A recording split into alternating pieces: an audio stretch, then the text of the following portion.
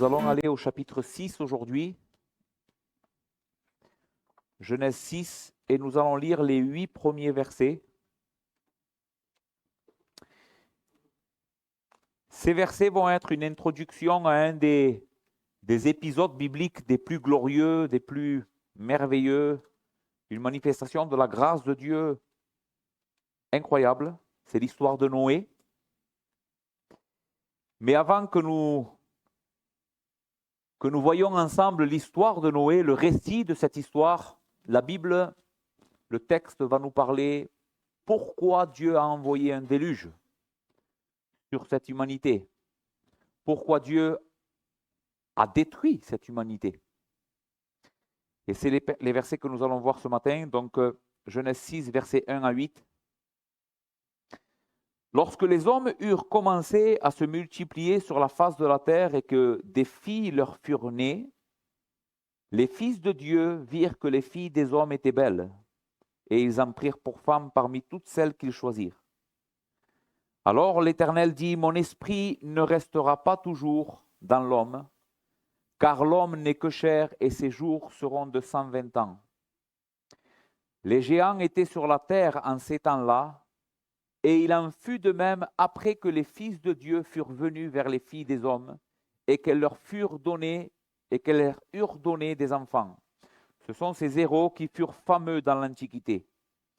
L'Éternel vit que la méchanceté des hommes était grande sur la terre et que toutes les pensées de leur cœur se portaient chaque jour uniquement vers le mal.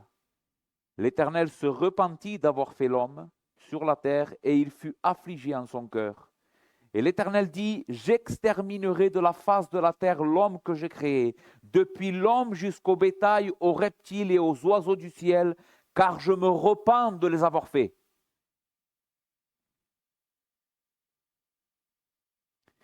Mais Noé trouva grâce aux yeux de l'Éternel. Amen. Nous allons prier. Notre Seigneur et notre grand Dieu Tout-Puissant, Seigneur, nous voulons profondément te remercier aujourd'hui du privilège que nous avons d'être exposés à la vérité de ta parole. Seigneur, combien d'hommes, combien de femmes, combien de nations aujourd'hui sont loin de toi, aujourd'hui n'entendent pas ta voix. Seigneur, et à nous, tu nous fais la grâce aujourd'hui, Seigneur, d'être là, d'entendre ton conseil, de pouvoir rectifier, Seigneur, ce qui ne va pas dans nos vies, afin de te glorifier, de t'aimer, de te connaître, Seigneur, et de t'attendre avec espérance. Je prie, Seigneur, pour que l'exposition de ta parole, Seigneur, aujourd'hui soit bénéfique pour nous. Seigneur, sauve-nous. Donne-nous, Seigneur, la force de nous repentir, de redresser nos chemins devant toi. Ô Seigneur, nous te le prions au nom de Jésus. Ouvre nos yeux aujourd'hui. Ouvre nos yeux par la puissance de ton esprit. Seigneur, je prie pour que tu m'aides à prêcher aussi. Seigneur, tu vois que ce texte est difficile, Seigneur, difficile à expliquer, difficile à comprendre. Je prie, Seigneur, pour que ton esprit soit avec moi et soit avec ton peuple aussi, et qu'ainsi tu sois glorifié. Amen. Donc, mon premier point à partir de ce texte, c'est le piège de l'apostasie par le compromis. Ce que nous allons voir aujourd'hui est quelque chose de très sérieux, les frères, quelque chose de très, très sérieux. C'est que nous allons voir l'apostasie rentrer dans le peuple de Dieu et nous allons voir les conséquences de l'apostasie quand celle-ci rentre dans le peuple, quand le peuple de Dieu, en fait, se compromet avec le monde. Nous allons voir quels sont les résultats. Les résultats sont terribles. Donc, entrons directement dans notre texte ce matin. Et pour comprendre ce qui se joue dans ces versets, nous devons impérativement nous souvenir de ce que nous avons vu dans les chapitres 4 et les chapitres 5. Souvenez-vous. Qu'est-ce que nous avons vu? Qu'est-ce que nous enseignent les chapitres 4 et 5 de la Genèse? Eh bien, nous avons vu Dieu tracer une ligne de manière souveraine entre deux lignées. La lignée de Caïn, la cité de l'homme, la cité caractérisée par la rébellion, l'indépendance, la culture de la musique, le matérialisme, les richesses, mais un homme sans Dieu. Caïn, Lémec, c'est la culmination de la postérité de Caïn, souvenez-vous. C'est le 7e à partir de Caïn. De notre côté, nous avons vu le peuple de Dieu, la cité de Dieu, la lignée de Seth. Un peuple qui n'avait pas de ville fortifiée, eux. Ils ne construisaient pas de grandes choses, mais ils dépendaient entièrement de Dieu. C'était des hommes et des femmes croyants. Ils avaient reçu de la bouche même de, certainement, Adam, qui était encore vivant à cette époque, la parole de Dieu, les commandements de Dieu, qu'ils devaient servir le vrai Dieu.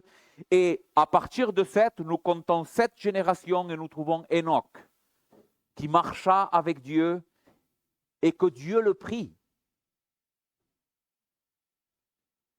Mais ici, au chapitre 6, nous assistons à une chose terrible, les frères. La frontière de démarcation entre la pureté, la sainteté et le péché et la souillure va s'effondrer.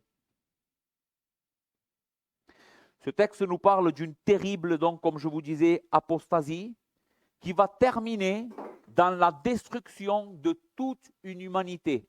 Nous allons voir un texte tout à l'heure, comment l'apôtre Pierre nous dit qu'il y avait un monde qui a été détruit. Est-ce que tu le savais ça? Avant notre monde, avant notre civilisation, il y a eu une civilisation, un monde qui a été détruit par Dieu. Et c'est cette apostasie qui va entraîner, comme nous allons le voir ce matin, cette destruction. Notre texte s'ouvre avec les paroles « Lorsque les hommes eurent commencé à se multiplier sur la face de la terre », ces quelques mots de Moïse indiquent que les hommes s'étaient grandement multipliés. Souvenez-vous que Lémec avait construit la première ville à la gloire de son nom. Il lui avait donné le nom de son fils. Mais certainement que maintenant, il y a d'autres villes. Il y a d'autres personnes, d'autres civilisations. Donc, imaginez que ce n'est pas une terre qui a quelques populations très minimes. Les hommes se sont grandement multipliés. Et Moïse utilise une expression pour nous parler de l'apostasie et comment celle-ci est rentrée dans le peuple de Dieu, dans les descendants de Seth. Comment les descendants de Seth sont tombés dans cette apostasie. Et le texte dit, les fils de Dieu virent que les filles des hommes étaient belles et ils en prirent pour femmes. À la lumière de ce que nous avons vu jusqu'à maintenant, qui sont ces fils de Dieu? Eh bien, si nous utilisons la manière comment je pense que c'est la manière correcte d'interpréter la Bible, en regardant bien le contexte, tout ce que le texte est en train de nous enseigner, quel est le contexte immédiat? Qu'est-ce qu'on a vu dans le chapitre 4 et le chapitre 5? Eh bien, les 2 lignées, n'est-ce pas? Et nous avons vu clairement que la lignée de Dieu, ce sont les enfants de Seth. Donc, les fils de Dieu ici ne sont pas autre chose que la descendance de Seth.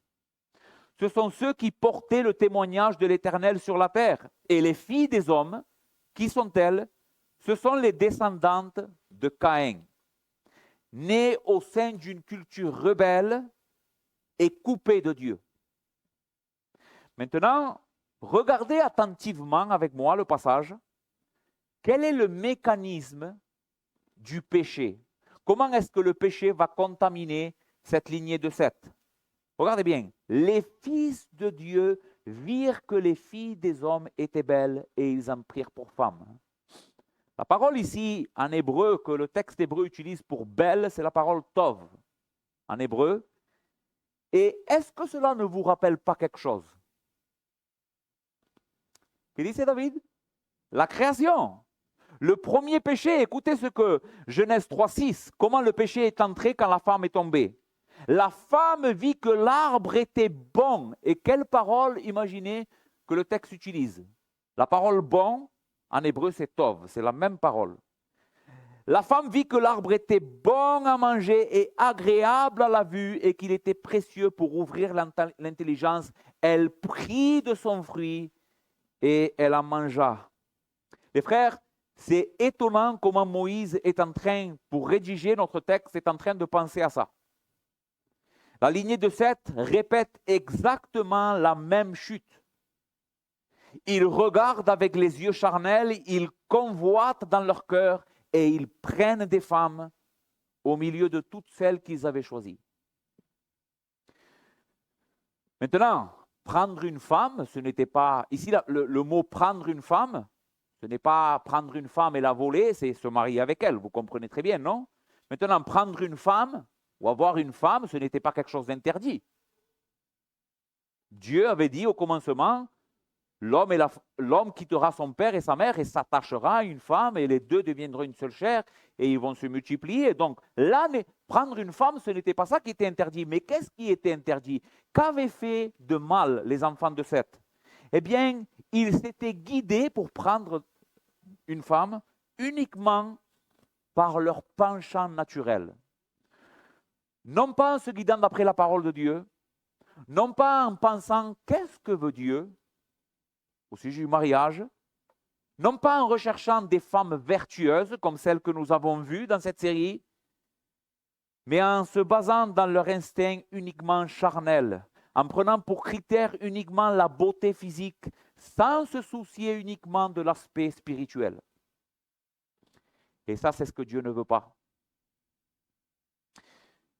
Ces femmes caïnites, parce qu'elles sont les descendants de Caïn, descendent d'une lignée corrompue. Et qu'est-ce qu'elles vont faire? Elles vont très vite entraîner les enfants de Seth loin du Seigneur, car elles ne le connaissent pas.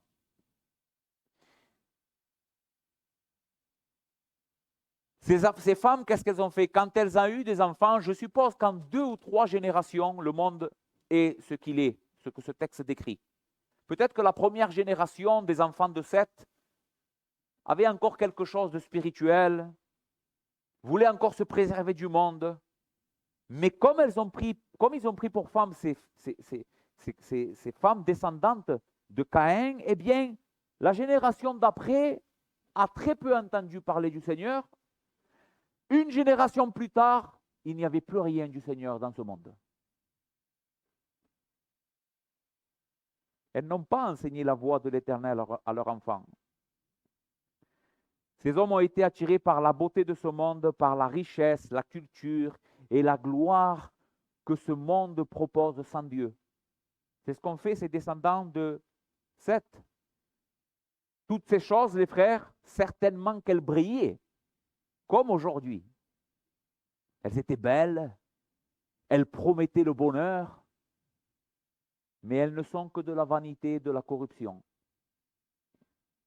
Mes frères et sœurs, ce que nous voyons ici dans la Genèse, c'est l'acte de naissance d'un péché contre lequel Dieu va s'efforcer tout au long de l'histoire biblique de protéger son peuple. Un mélange entre le peuple de Dieu et le monde. C'est ça que Dieu veut faire avec nous. Il veut nous protéger. Ne croyez pas que quand le Seigneur nous dit « ne faites pas ça, faites attention à ça », c'est seulement parce qu'on doit le voir comme un vieux qui veut nous châtier. Dieu veut nous garder. Et nous allons voir pourquoi Dieu est tellement zélé pour nous garder, parce qu'il veut nous garder de la destruction. Écoutez comment le Seigneur, après que Dieu va sortir le peuple d'Israël, il va se créer un peuple pour sa gloire et il va lui donner des lois. Et écoutez dans Deutéronome 7, versets 3 à 4, écoutez ce que Dieu dira à son peuple.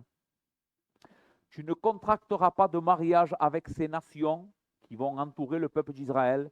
Tu ne donneras point tes filles à leurs fils et tu ne prendras point leurs filles pour tes fils. Pourquoi? Car elles détourneraient de moi tes fils, qui serviraient d'autres dieux, et la colère de l'Éternel s'enflammerait contre vous. Pourquoi Dieu donc interdit-il que son peuple se mélange avec d'autres peuples? Est-ce que parce que Dieu est un Dieu raciste? Loin de là. Non.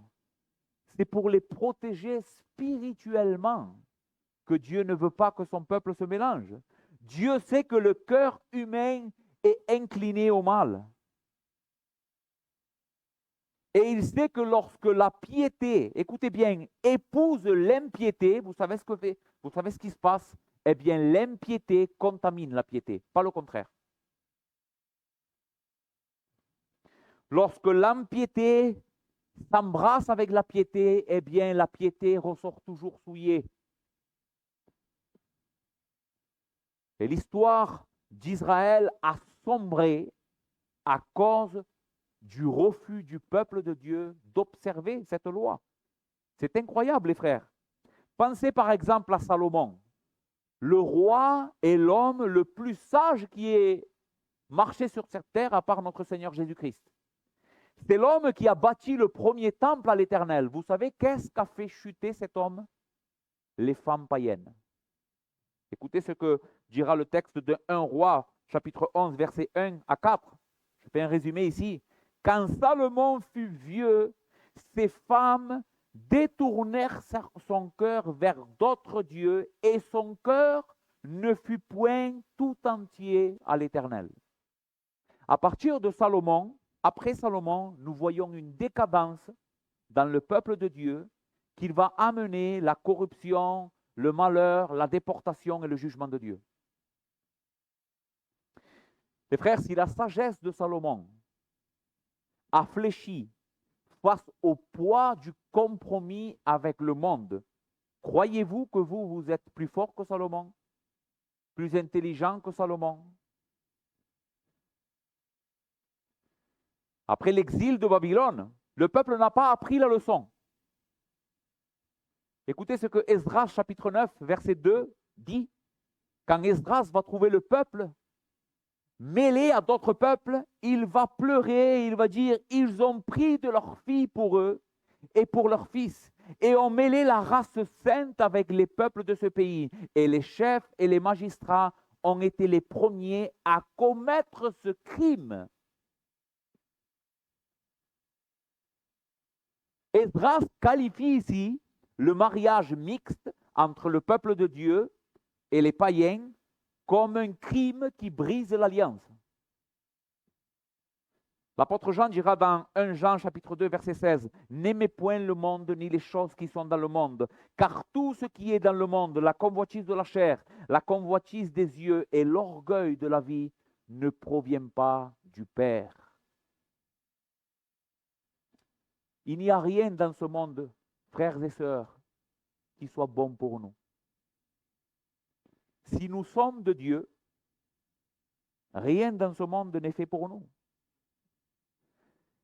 Et l'apostasie commence toujours par un regard. Vous avez vu? Elle commence toujours par convoiter du regard. Regarder et vouloir ce que le monde propose. Un regard indépendant de Dieu. Les fils de Seth ont cessé de marcher par la foi. Ont arrêté de croire ce que Dieu avait dit. Et ils ont commencé à choisir des femmes selon leur propre cœur. Mais l'apôtre Paul, dans 2 Corinthiens, dira au chapitre 6, « Ne vous mettez pas avec les infidèles, sous un joug étranger, car quel rapport y a-t-il entre la justice et l'iniquité? Ou qu'y a-t-il en commun entre la lumière et les ténèbres?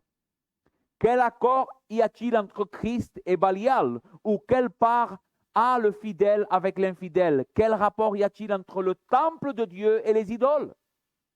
Car nous sommes le temple du Dieu vivant, comme Dieu l'a dit, j'habiterai et je marcherai au milieu de vous, je serai leur Dieu et ils seront mon peuple. C'est pourquoi, écoutez le conseil de Dieu, sortez du milieu d'eux. Il ne dit pas, le texte ne dit pas, fais attention, sois prudent, sortez du milieu d'eux. Séparez-vous d'eux, dit le Seigneur. Ne touchez pas à ce qui est impur. Et je vous accueillerai. Et je promets d'être au milieu de vous. Mes frères, ce n'était pas une simple question de relation humaine. Et ici, je veux que tu comprennes ça. C'était une question de communion spirituelle. Maintenant, je ne veux pas que tu te sentes mal si tu es marié avec un non-croyant et que tu es en train de lutter avec ça. Il y a encore de l'espoir. La Bible donne de l'espoir. Et la Bible nous commande que si nous sommes mariés avec un non-croyant, eh bien, de rester avec lui, tant que celui-ci veut rester avec nous et tolère notre foi. Qui sait, dit la Bible, si tu ne sauveras pas celui qui vit avec toi, que ce soit un homme ou une femme. Mais ici, il y a une vérité centrale dans notre vie. C'est qu'en tant que chrétien, on ne doit pas faire de compromis avec le monde. Les fils de Seth ont voulu mélanger la lumière avec les ténèbres. Aux yeux de Dieu, le compromis, chers frères, n'est pas une simple faiblesse. Ce n'est pas une faiblesse pour Dieu d'être compromis avec le monde. Tu sais comment Dieu le voit ça? Comme un adultère spirituel. C'est ça pour Dieu, le compromis avec le monde. Dans son peuple, les fils de Dieu ont préféré la beauté passagère de ces femmes au lieu de l'admirable sainteté du grand Yahweh. Maintenant, quelle a été la conséquence de ce mélange? Regardez avec moi le verset 3. Alors l'Éternel dit, mon esprit ne restera pas à toujours dans l'homme, car l'homme n'est que chair et ses jours seront de 120 ans.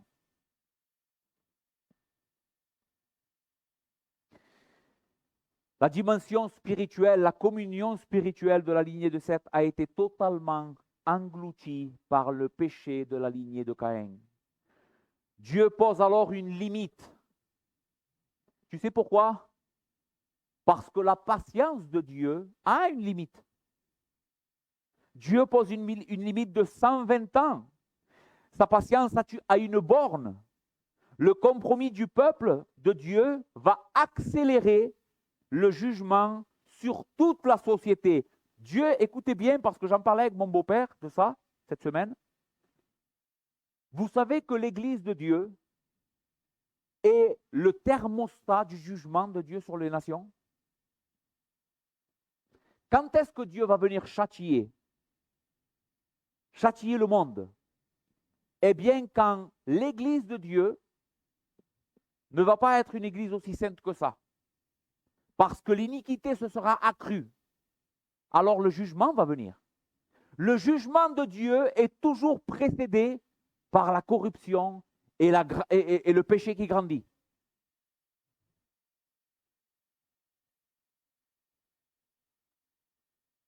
Église du Seigneur, ouvre grand tes oreilles ce matin. C'est ici que le texte devient un miroir pour nous. Le diable sait qu'il ne pourra pas détruire l'Église du Seigneur Jésus-Christ. Il ne peut pas le faire. Il le sait. Par la force, en employant la force, en venant avec des choses scandaleuses, des choses évidentes, on ne va pas pouvoir être touché. Alors qu'est-ce qu'il fait? Il change sa stratégie. Il a su qu'il ne pouvait pas corrompre la lignée de Seth comme celle de Caïn. Alors qu'est-ce qu'il a fait? Il a essayé de compromettre un petit peu par la séduction les enfants de Seth. Et il a réussi. Et vous savez comment le texte nous dit qu'il a réussi ici? Il y a une application spéciale pour les hommes, particulièrement par la sensualité des femmes païennes. Sais-tu, mon frère, que le diable t'attaque de ce côté-là, particulièrement aux hommes? Il attaque les hommes par la sensualité des femmes et ils les font tomber. Si on pourrait faire, les frères, une enquête, comment la plupart d'hommes sont tombés, ils sont tombés, dans la plupart des cas, soit par l'argent, soit par une femme. Le plus grand danger, donc, dans notre Église aujourd'hui, ce n'est pas que le monde nous haïsse. Ce n'est pas ça le plus grand danger. Que le monde nous rejette parce que nous sommes chrétiens. Ce n'est pas grave ça. On a vu très clairement que quand le monde rejette l'Église, c'est normal. De la même manière que Abel a été rejeté, n'est-ce pas? Mais où est le plus grand danger? C'est quand le monde nous embrasse. Là est le danger. Quand le monde se montre sympathique avec nous. C'est quand la frontière que Dieu a tracée entre le chrétien et la culture ambiante commence à s'effacer. C'est pas si mauvais que ça. Je ne vais pas aller jusqu'à là-bas. Hein.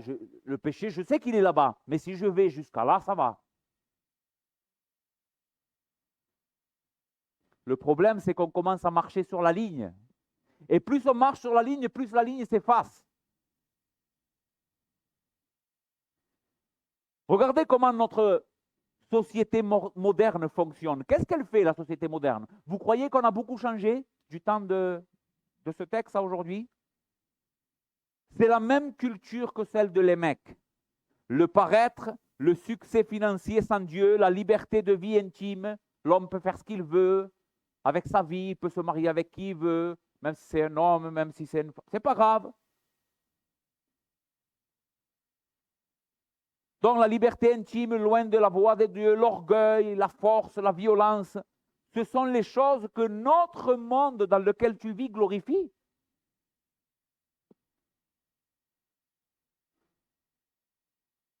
Est-ce que tu le vois qu'on n'a pas beaucoup changé? Et que fait l'Église moderne? J'espère pas la nôtre, que le Seigneur nous garde. Elle regarde la culture païenne et elle dit, c'est beau. C'est moderne. Adaptons-nous.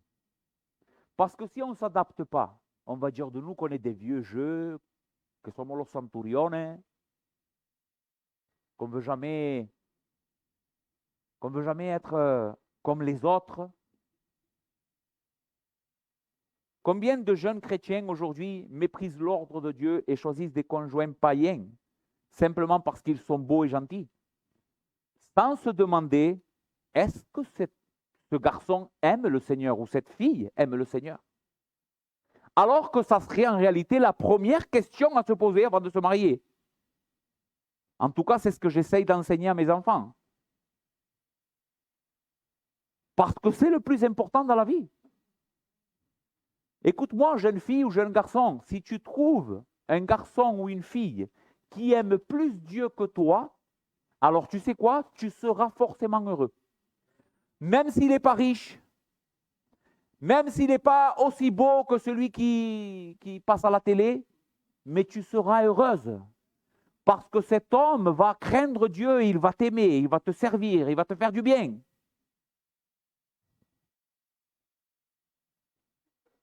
Combien d'entre nous donc se marient avec leur idole? Le matérialisme, l'ambition charnelle, nous faisons entrer les méthodes du monde même dans l'église aujourd'hui. Prêcher 50 minutes la parole, non, on va chanter, on va éteindre les lumières, on va mettre les pianos pour donner au peuple ce qu'ils veulent, mais on va prêcher 10 minutes parce que la prédication, ça les ennuie. Et on s'adapte. Nous voulons le Dieu de Seth le dimanche, mais la vie de Caïn toute la semaine. Et mes frères et sœurs, le compromis n'est pas quelque chose qui n'évolue pas. Écoute bien, quand une église, quand un homme, quand une femme a des compromis avec le péché, cela va continuer jusqu'à l'amener à l'apostasie. Et c'est là où je vais vous mettre en garde aujourd'hui, et je veux me mettre en garde moi aussi, c'est que le péché a des conséquences. Ne pensez pas qu'il n'y a que des petites conséquences minimes. Quand ces choses arrivent, lorsque la frontière entre la sainteté et la souillure et le péché s'efface, le péché ne stagne pas. Vous savez ce qu'il fait? Il explose. Et c'est ce qui nous amène à notre deuxième point ce matin, le fruit de la corruption et l'imminence du jugement, versets 4 à 7. Écoutez comment commence le verset 4. Les géants étaient sur la terre en ces temps-là, et il en fut de même après. Alors, si nous sommes attentifs à ce texte, nous voyons que les géants, selon ce que je viens de lire, ne sont pas apparus par l'union entre ces hommes. Ils étaient là. Regardez, les géants étaient sur la terre en ce temps-là, et il en fut de même après. Le mot géant ici, dans notre passage, c'est un mot hébreu pour les décrire, c'est Néphilim, les Néphilim. Il vient d'une racine qui signifie les tombés. Donc ce sont ceux qui sont tombés. Tombés dans quoi? Dans la corruption, dans le péché.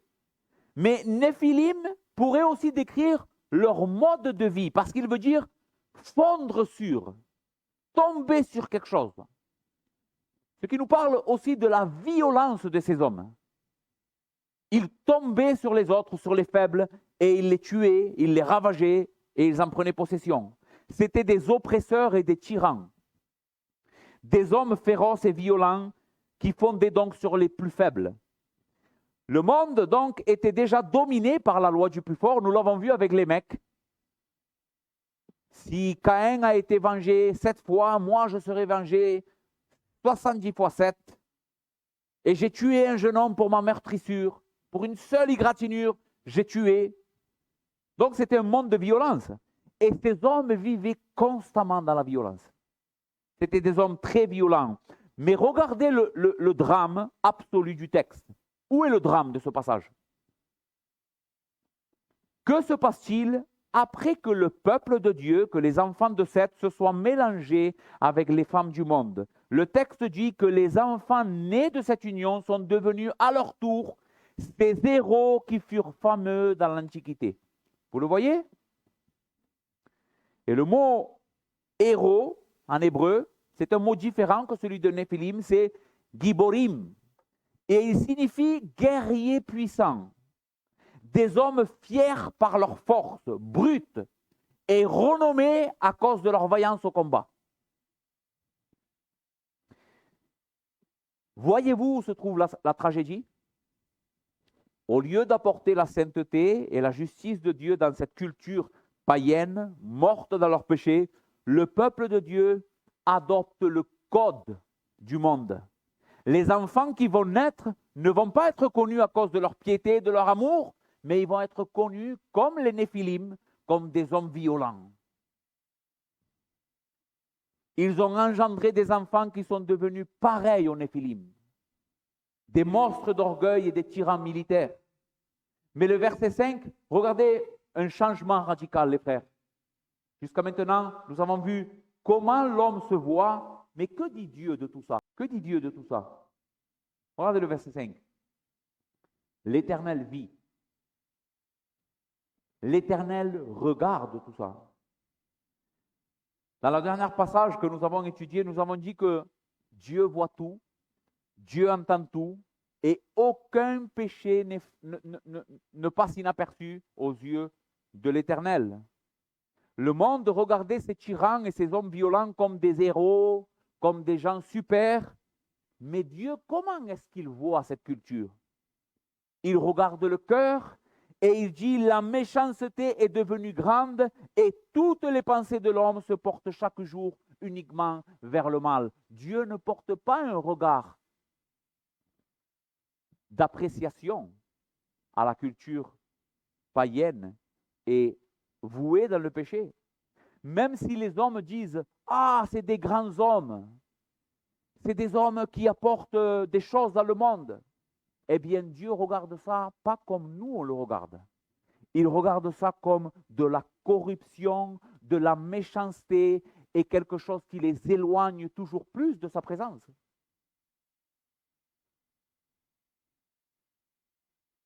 Que provoque ce péché, les frères? Une réaction très forte dans le cœur de Dieu. Regardez le verset 6. L'Éternel se repentit et il fut affligé à son cœur à cause de ce qu'il voyait.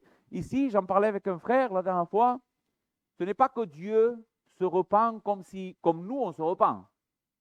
Pourquoi on se repent, nous? Eh bien, parce qu'on commet une erreur qu'on n'aurait pas dû commettre et on dit, ah, si j'aurais su, je ne l'aurais pas fait. Mais Dieu n'est pas comme nous. Dieu savait très bien que ça allait arriver. Alors pourquoi ce texte nous dit que Dieu s'est repenti? Est-ce que Dieu s'est repenti réellement? Oui, bien sûr que oui. Mais Dieu utilise ici un anthropomorphisme. Il prend quelque chose de la vie humaine pour nous parler de quelque chose qui passe dans le cœur de Dieu. Dieu ne se repent pas comme nous exactement, mais Dieu se repent véritablement. Il est profondément affecté parce qu'il est en train de voir. Notre Dieu n'est pas insensible à nos péchés parce qu'il sait tout, parce qu'il sait d'avance. Non, Dieu souffre. Le péché de l'homme lui brise le cœur. C'est une douleur dans le cœur d'un père de celui qui a créé, de celui qui a donné la vie, et il voit comment sa création se corrompt loin de ses chemins. Qu'est-ce que vous croyez? Que Dieu est impassible? Dieu est une personne avec des sentiments comme nous. Et parce que Dieu est saint et juste, il ne peut pas laisser le péché sans sortir comme cela et triompher. Le décret de Dieu tombe et le verset 7 nous dit « J'exterminerai de la face de la terre l'homme que j'ai créé ». Les frères, quand le péché est à son comble, cela est un signe, comme je vous disais tout à l'heure, que le jugement de Dieu est à la porte. Écoute bien, ne passe pas à côté de ça. Plus tu vois du péché dans la société humaine, plus tu sais que le jugement est proche. La Bible nous montre que l'état du monde de Noé est le calme et le calque exact du monde dans lequel nous vivons. Écoutez ce que Jésus dira dans Luc 17, verset 26.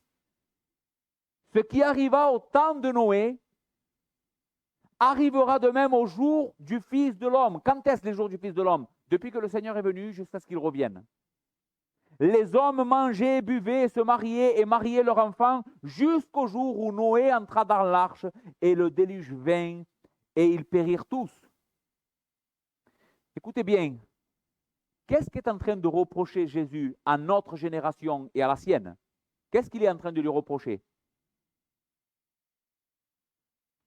Il est en train de leur reprocher leur insouciance face à la corruption. Ils vivent la routine de la vie. Il ne dit pas, Jésus ne dit pas, ils vivaient dans le péché, ils tuaient tout le monde. Il dit, ils buvaient, ils mangeaient, ils se mariaient. Ça peut décrire la vie d'un chrétien ou d'un soi-disant chrétien. Je ne vole pas, je ne fais pas ça, je ne fais pas ça, mais je vis que pour manger, boire et marier mes enfants. Et ça, c'est le péché, les frères. C'est la manifestation du péché. Ils organisent de grands mariages sans se soucier de Dieu, en ignorant totalement le jugement qui vient les amener. L'apôtre Paul décrit la même chose dans Romains 1. Parce que les hommes ne se sont pas souciés de Dieu, alors Dieu les a livrés à l'impureté pour commettre toutes sortes de péchés et de choses mauvaises.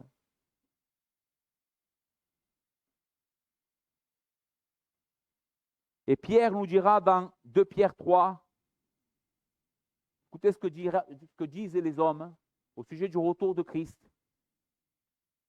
et du jugement. Ils disent, où est la promesse de son avènement? Car depuis que les pères sont morts, tout demeure comme au début de la création. Ça fait 2000 ans que Jésus a dit, je vais revenir juger les mondes. 2000 ans ça fait, un peu plus de 2000 ans. Et les hommes disent, où est Jésus? Et écoutez ce que Pierre dit. Ils veulent ignorer en effet que des cieux existèrent autrefois par la parole de Dieu, ainsi qu'une terre tirée de l'eau est formée au moyen de l'eau, et que par ces choses, le monde d'alors périt, submergé par l'eau. Dieu avait promis que dans 120 ans, il enverrait la destruction, et il l'a fait. Maintenant, écoutez, verset 7. Mais par la même parole, les cieux et la terre d'à présent sont gardés et réservés pour le feu, pour le jour du jugement et la ruine des hommes impies. Les frères, si 120 ans après exactement, nous allons le voir plus loin quand nous allons méditer la vie de Noé, il s'est passé 120 ans de ce texte jusqu'à que Dieu envoie la destruction. D'accord? Si Dieu a accompli exactement sa parole, dans 120 ans je les détruis, et il les a détruits, penses-tu qu'il ne va pas accomplir sa parole quand il dit je vais détruire ce monde par le feu? Il va le faire. Frères et sœurs, regardez notre monde actuel. C'est un miroir exact de ce que nous sommes en train de décrire. Comment notre génération mesure-t-elle le succès aujourd'hui? Eh bien, exactement comme à l'époque de Noé, par la force, le pouvoir, la richesse et le renom. Qui c'est qui a du succès aujourd'hui? Eh bien, regarde les influenceurs, ceux que tes enfants regardent. D'accord? Regarde-les. Qu'est-ce qu'ils prônent? La corruption, la beauté physique uniquement, la richesse, le bonheur ici et maintenant, mais aucun influenceur, à part ceux que je ne connais pas, ne parle de Dieu et de Christ. Non, ils veulent inculquer aux générations un mode de vie ici et maintenant. C'est la vie des enfants de Caïn. Notre culture applaudit les puissants qui écrasent les humbles. Elle vote des lois légitimes qui légitiment le péché et se moque ouvertement de la sainteté de Dieu et de sa volonté pour les hommes. Le système des Néphilim, le système de la violence et de l'arrogance humaine est bien là aujourd'hui. Et s'il est là aujourd'hui, cela nous annonce quelque chose. Dieu va détruire ce monde.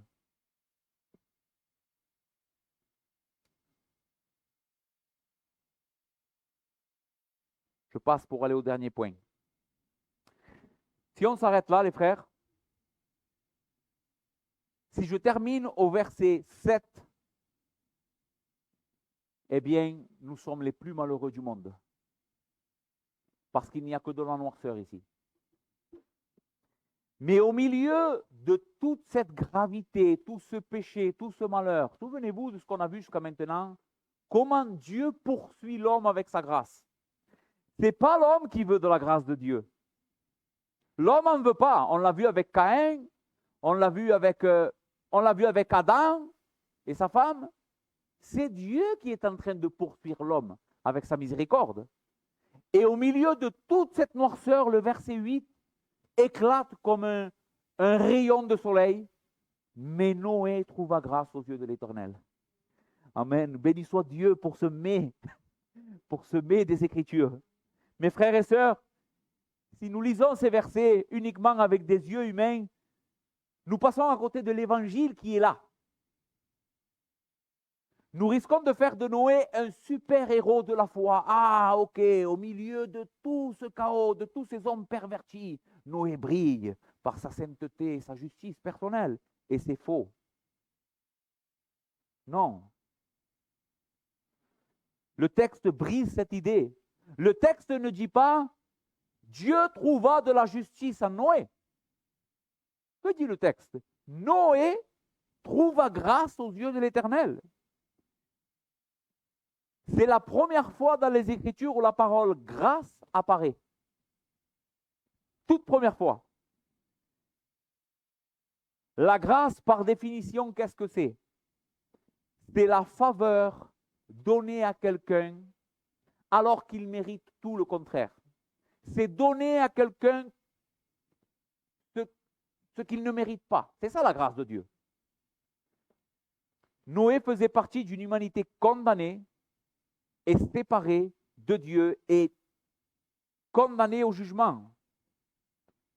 Et c'est parce que Dieu, dans son conseil souverain, a choisi de faire briller sa lumière sur la vie de Noé et de sa famille, nous allons le voir plus loin, que Noé est devenu un homme si important dans l'histoire de la Bible.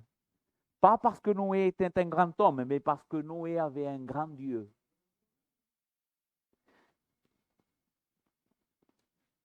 Si nous nous concentrons à uniquement élever les hommes dans la Bible, comme Abraham ou comme les hommes que nous allons voir, nous passons à côté de la vérité. Le grand héros de la Bible, c'est Dieu. C'est lui le centre, c'est Christ. Maintenant, cette grâce qui a sauvé Noé au milieu du chaos, frères et sœurs, n'a qu'une source. Elle n'a qu'un but. Elle n'a qu'un nom. Elle s'appelle Seigneur Jésus-Christ. Mes frères, comment Noé a pu trouver grâce auprès de Dieu? Un Dieu saint, un Dieu, nous avons vu, qui ne tolère pas le péché. Comment est-ce possible? Eh bien, la Bible répond de manière universelle, Dieu a fait grâce à Noé en vertu du sacrifice du Seigneur Jésus-Christ. Tu me diras, oui, mais Jésus est apparu des siècles après. Pourquoi tu parles de Jésus maintenant? Parce que Dieu ne peut pas faire grâce à un homme sans Jésus. Écoute bien, Dieu ne peut pas faire grâce à un homme, peu importe l'époque, peu importe l'année, peu importe si c'était dans l'Ancien Testament ou le Nouveau, sans Christ. Dieu a fait crédit à Noé d'une justice que Jésus allait gagner pour nous et pour lui. L'apôtre Paul nous explique de manière magistrale cela dans Éphésiens 1 au verset 4 à 6. En lui, qui c'est lui? C'est Christ.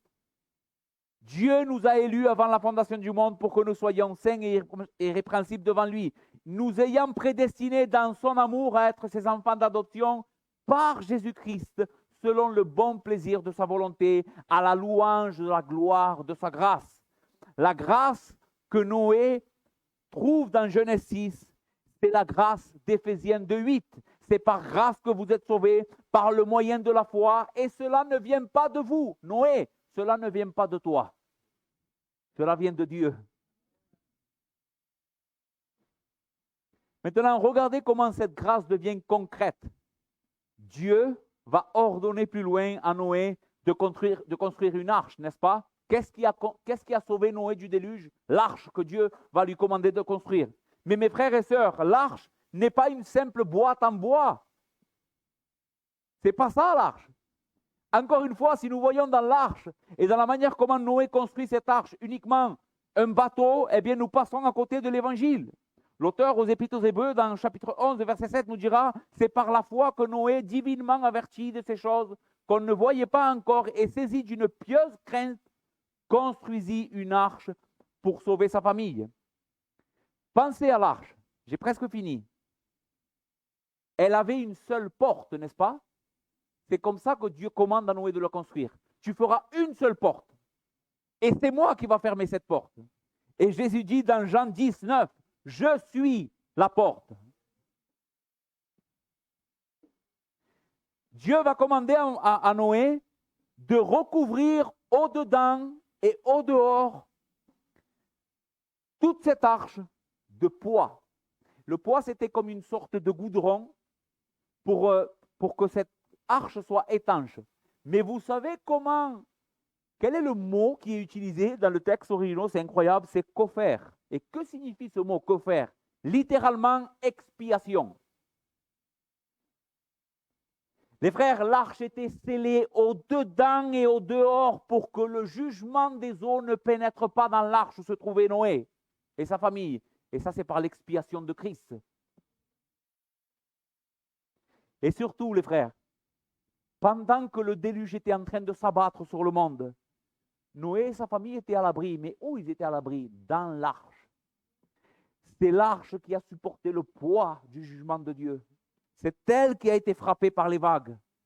C'est à cause d'elle qu'ils ont été sauvés. Et c'est par Christ que nous sommes sauvés.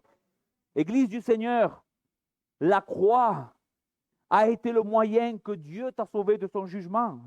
L'immense jugement qui pesait sur nous, parce que nous aussi, comme Noé, on mérite de mourir sous la condamnation. La colère de Dieu contre le péché est réelle et sa colère est sainte et elle va s'abattre contre ce monde. Mais écoute, si tu es caché en Christ comme Noé était caché dans l'arche, tu ne crains rien.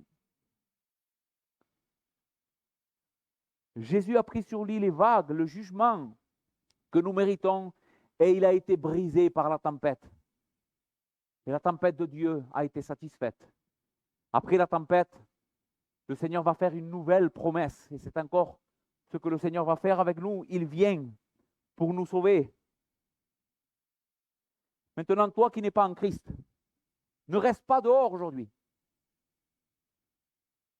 Si tu as compris ce matin que le Seigneur t'a enseigné que tu as des compromis avec le monde et que le monde te mène à la ruine, même si ce que tu vois, ça brille, ce n'est pas vrai. C'est de la corruption.